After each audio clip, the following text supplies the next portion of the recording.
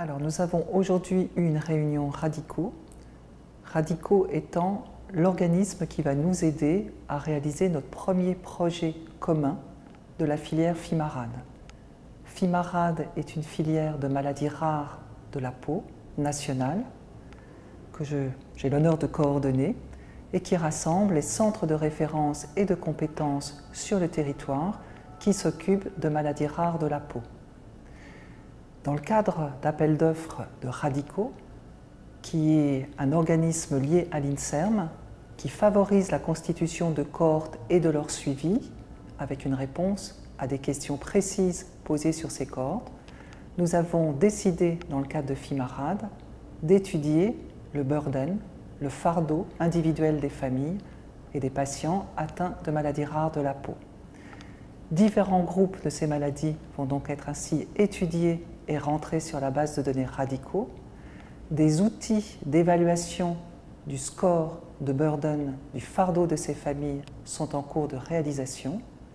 Et dans le cadre du suivi au long cours de ces cohortes de patients, sur plus de 5 ans, nous allons évaluer l'évolution de ce burden, de ce score de burden, de ce fardeau, dans le cadre de ces maladies, en rapport avec la sévérité de ces maladies et des différents moyens qui seront développés pour améliorer la vie de ces patients, que ce soit des moyens thérapeutiques ou des moyens non thérapeutiques, mais des organisations de vie différentes en fonction de chaque maladie. Nous attendons beaucoup de cette étude qui devrait permettre de mieux comprendre le vécu de nos patients, de leurs familles, mieux faire comprendre l'importance du fardeau qu'ils ressentent dans leur quotidien, tant au niveau socio-économique qu'au niveau psychologique et de l'altération de leur qualité de vie. Donc c'est un beau projet que nous espérons mener tous ensemble de manière réussie avec les associations des familles, avec les patients sans lesquels nous ne pouvons rien. Et nous espérons dans quelques années pouvoir mieux expliquer ces maladies, mieux les faire comprendre, mieux les faire soutenir par nos autorités politiques et mieux les faire intégrer dans la société, ce qui est parfois difficile quand c'est la peau qui est affectée. Bonjour à tous, donc je suis Laure Jameau, je suis responsable du pôle de recherche clinique de Radico. Séverine Bievelet, c'est la chef de projet pour Radico Farm, mais elle est en congé d'été, donc elle ne sera pas là aujourd'hui. Donc je suis un petit peu tout le monde pour Radico aujourd'hui. Donc comme l'a dit Christine, l'objectif c'est de vous dire où on en est sur le projet de cohorte Radico Farm, qui était un projet qui avait été soumis en 2014 par Christine à un appel à projet qui avait été lancé par Radico pour monter des cohortes sur les maladies rares. Il a été sélectionné et donc après sa sélection, il a s'agi de mettre en œuvre tout ce qui était nécessaire pour construire la cohorte d'un point de vue structurel bien sûr, mais aussi d'un point de vue protocolaire. Donc quelques mots sur le projet lui-même. Donc le gestionnaire de projet, donc c'est une étude de cohorte, même si ça s'inscrit dans le cadre d'une étude clinique, il n'y a pas de promoteur à proprement parler, mais il y a un gestionnaire qui est l'INSERM. L'investigateur principal, c'est donc Christine Bonnemer. Il y a 6 centres investigateurs, 6 centres de référence plus 14 centres de compétences répartis sur toute la France qui sont prévus à ce jour pour inclure des patients dans cette cohorte. Néanmoins, il faut savoir que si d'autres centres plus tard souhaitaient se joindre à la cohorte, ce n'est pas parce qu'on démarre avec une vingtaine de centres qu'on ne peut pas élargir si d'autres centres souhaitent venir. Sur les autres intervenants de la cohorte, donc bien évidemment, il y a Radico qui apporte son aide structurelle et les ressources également pour construire le projet. Donc le chef de projet en recherche clinique, c'est Séverine Bievelet, et le chef de projet en système d'information, puisqu'on fait un CRF électronique, donc il y a une grosse structure derrière pour la base de données et les systèmes d'information, c'est Hans-Jürgen Wolf. Donc un des autres acteurs majeurs, bien évidemment, c'est la filière de santé maladies rares, puisqu'en France, on a la chance d'être structuré dans les maladies rares en filière, et donc cette étude de cohorte s'appuie sur les centres de référence, centres de compétences et tous les sites associés. Et puis bien évidemment, une cohorte, c'est des patients, donc c'est également bien évidemment des associations de patients qui sont jointes à ce projet, qui ont une partie importante sur la réflexion et sur notamment aussi une aide au recrutement des patients et à la gestion globale. Donc on attend des interactions fructueuses avec les associations patients, en plus des associations institutionnelles. Le contexte.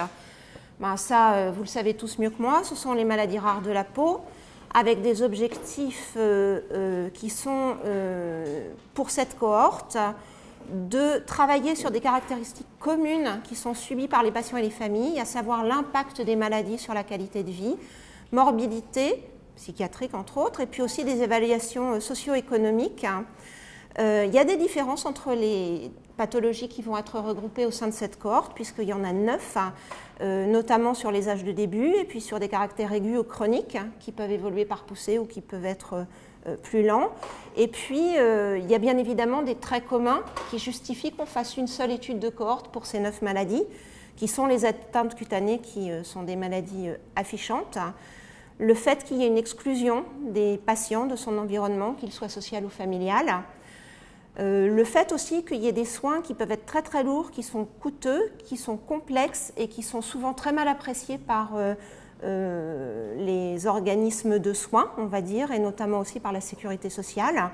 Et puis les effets collatéraux qui sont souvent ignorés, qui sont notamment liés à la prise en charge des patients, qu'ils soient d'ailleurs adultes ou enfants, et qui ont un impact sur le temps de travail, l'adaptation du domicile lorsque c'est nécessaire, et puis un impact aussi sur la famille. Et donc c'est tout ça qu'on va essayer de recueillir dans cette cohorte pour essayer d'évaluer ce que Christine a appelé tout à l'heure le fardeau de ces pathologies, donc le burden. La population étudiée, donc il y a des critères d'inclusion qui sont assez peu restrictifs puisqu'on est dans une étude de cohorte. En gros, ce sont les patients qui souffrent des 9 maladies cutanées rares de la peau qui sont listées sur la diapositive. Donc on a épidermolyse bulleuse héréditaire, ichthyose, dysplasie ectodermique, incontinentia pigmenti, neurofibromatose de type 1, albinisme, pemphigus, pemphigoïde des membranes et kératodermie palmoplantaire. Donc il faut que ces pathologies soient caractérisées sur le plan clinique, histologique et ou moléculaire, pour celles qui ont une base moléculaire connue et identifiée. Même si on est dans le cadre d'une étude de cohorte, en réalité, comme je vous l'ai dit tout à l'heure, pour diverses raisons qu'on pourra développer plus tard, on rentre dans le cadre d'une étude clinique classique et donc on demande un consentement aux patients éclairés et on les informe. Il faut également que ces patients soient en mesure de remplir des questionnaires puisque cette cohorte a pour objectif d'évaluer le fardeau des pathologies sur les patients et sur les familles, et que ce fardeau, en fait, on établit des scores en remplissant des questionnaires, soit qui sont des questionnaires posés par le médecin, soit qui sont des auto-questionnaires qui sont directement remplis par les patients. Il faut que les patients soient affiliés au régime d'assurance maladie ou équivalent, parce que dans une étude de cohorte, en fait, ce qu'on fait, c'est une étude en soins courants en réalité. On ne fait pas d'actes supplémentaires et donc ce sont des patients qui sont pris en charge dans leur suivi normal de la pathologie. Et puis, bien évidemment, il faut qu'ils soient suivis dans l'un des centres investigateurs qui sont partenaires de la cohorte. L'un d'ailleurs, le critère de non-inclusion, ce n'est pas tout à fait un critère de non-inclusion, c'est plus un critère de bon sens, c'est qu'un patient qui n'est pas suivi régulièrement n'a pas de raison d'être inclus dans la cohorte puisqu'on fait une étude longitudinale. Donc l'objectif principal, c'est de décrire le fardeau individuel engendré par chacune de ces 9 maladies et son évolution au cours du temps. Les objectifs secondaires, donc il y a l'impact de la pathologie sur la qualité de vie des patients, la description du fardeau dans son ensemble, qu'il soit social, économique, personnel et son suivi, une évaluation des coûts individuels de la prise en charge de ces pathologies. Après, il y a des objectifs qui sont, on va dire, plus ciblés, comme par exemple essayer de trouver une association, s'il y en a, entre le fardeau, son score, en fonction de la sévérité de la pathologie. Ça, c'est un point sur lequel on reviendra, parce que la notion de sévérité, c'est quelque chose qui est souvent assez complexe à mettre en place. Et on peut avoir, en fait, c'est compliqué d'avoir une approche objective de la sévérité. Donc, il faudra qu'on en rediscute sur les critères d'évaluation de la sévérité. Et puis, chercher des liens entre des scores de fardeau individuels et des événements de vie. Et puis à titre exploratoire, on peut bien évidemment partir sur essayer de trouver en fait des corrélations génotype-phénotype, voir quels sont les gènes qui sont responsables dans chacune des pathologies. Est-ce que selon la mutation, on a des profils particuliers? Quels sont les types de transmission? Donc l'objectif, c'est vraiment d'améliorer la connaissance assez large sur ces pathologies. Bien évidemment, travailler sur l'aspect médical et scientifique, mais je pense que vous avez déjà tous une très très bonne connaissance médicale et scientifique de vos patients. Là, l'objectif, c'est vraiment aussi d'apporter un plus sur des sujets qui sont souvent laissés en déshérence au niveau des patients pour ce type de pathologie-là. Le design, donc c'est une étude observationnelle. Donc on est sur du multicentrique, elle est nationale et elle est prospective. Le choix du prospectif, il est en fait né de ce que l'objectif majeur, c'est d'évaluer le fardeau des patients via des questionnaires.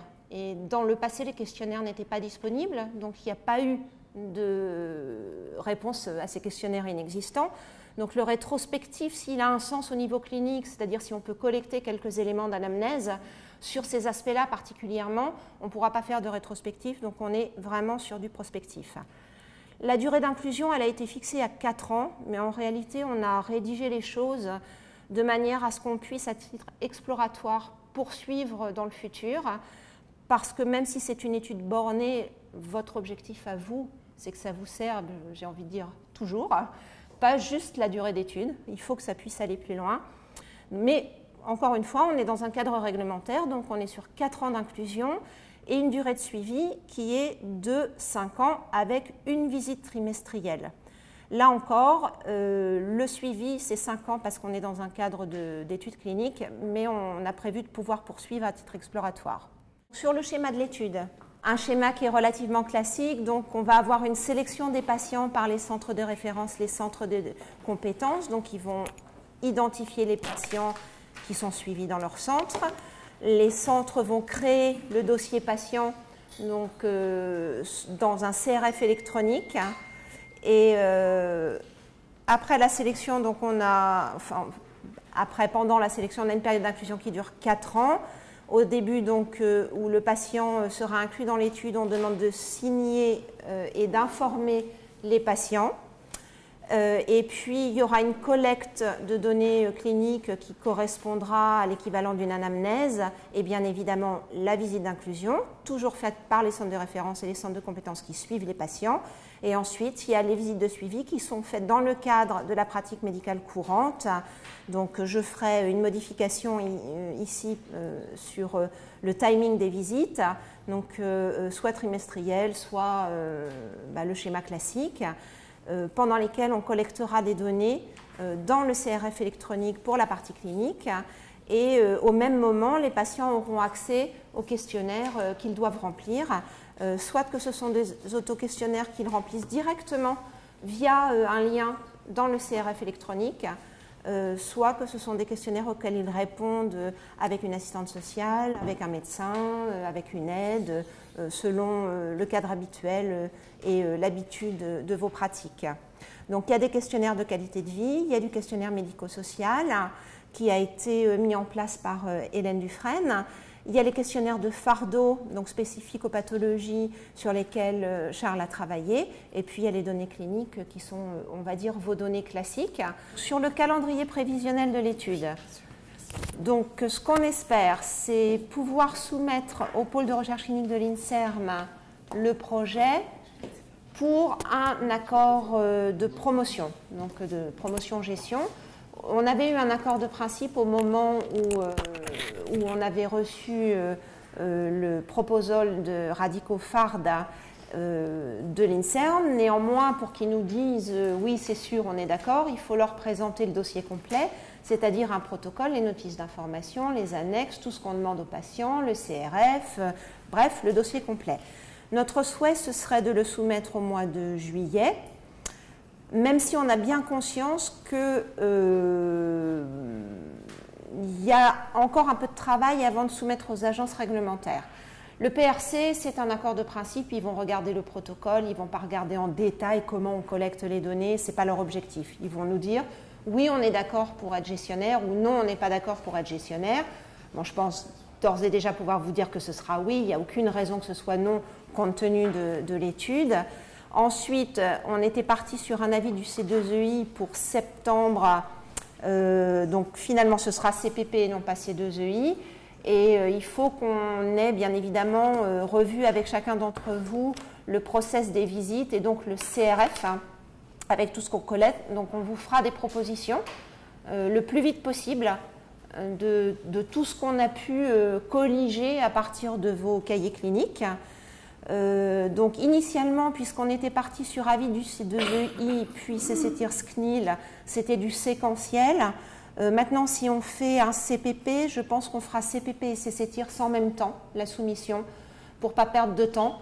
Le C2EI sont très très réactifs, donc on peut se permettre ce genre de choses, mais le CPP, ça peut être un peu long, donc on fera les deux en même temps.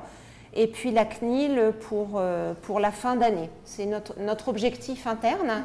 Après, bien évidemment, il faut qu'on ait réussi à tout faire bien, parce qu'on ne peut pas soumettre un projet tant qu'il n'est pas complètement finalisé et qu'on n'a pas l'accord de tout le monde.